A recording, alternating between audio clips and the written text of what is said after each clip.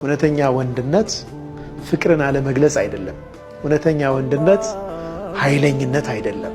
ነብዩ ሰለላሁ ዐለይሂ ወሰለም የወንዶች ወንድ ነበሩ፣ ጀግና ነበሩ። ግን ደግሞ በፍቅር ደግሞ ታች ወርደው ለሚስቶቻቸው የዛ አይነት ፍቅርን ያሳዩ ነበር።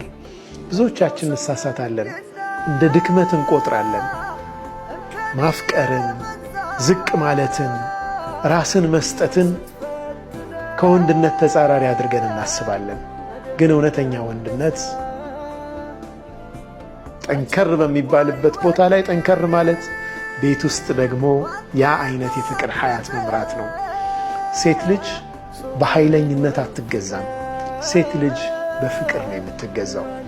ፍቅር በሰጠናቸው ቁጥር ሴቶች የበለጠ ለኛ ይቀርባሉ። ኃይለኛ በሆንባቸው ቁጥር ከኛ ይርቃሉ። ይህ ተፈጥሯዊ ነው።